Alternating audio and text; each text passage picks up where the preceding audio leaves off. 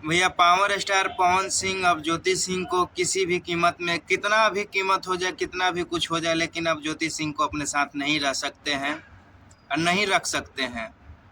मैं ये बात मैं पूरा सोच विचार के अच्छा मन से बोल रहा हूँ, क्योंकि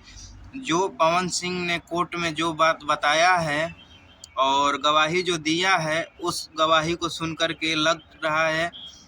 क्या रहा है, मतलब पूरा लोगों को विश्वास हो गया होगा कि ये दोनों रिश्ता कभी अब बच नहीं सकता है, इसलिए तलाक होना ही चाहिए। और मैं ये गलत इसलिए बोल रहा हूँ, कोई गलत है कौन सही है ये तो मैं नहीं बोल सकता हूँ कि कौन गलत है, लेकिन ये बात मैं ज़रूर बोलूँगा कि इसमें कुछ पवन सिंह सबूत दिखाए हैं, कुछ पवन सिंह के पास सबूत है और कुछ सबूत जो है उनके वाइफ के पास है, वो भी कॉल रिकॉर्डिंग सुनने में आ रहा है। और ये दोनों सबूत जब मतलब दोनों बताएंगे, और दोनों तो सामने मीडिया के सामने बताएंगे नहीं,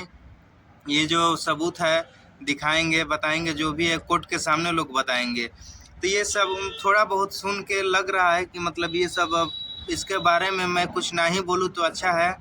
और कोई ना बोले इसके बारे में तो अच्छा है, क्योंकि ये सब अब बहुत मतलब ख़त्म हो गया है। ये सब रिश्ता अब ख़त्म होने में ही भलाई है, क्योंकि एक दोनों का जो अंदर इतना नफ़रत पैदा हो चुका है और ये नफ़रत पैदा हो गया है, और ये दोनों एक कभी नहीं हो सकते। मैं अपने हिसाब से बोल रहा हूँ।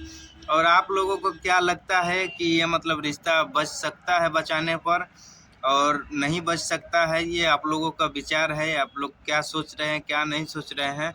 लेकिन मुझे जितना तक समझ में आया, अब मुझे जितना समझ में आ रहा है, मैं उतना बात आप लोगों से बोल रहा हूँ और बता रहा हूँ।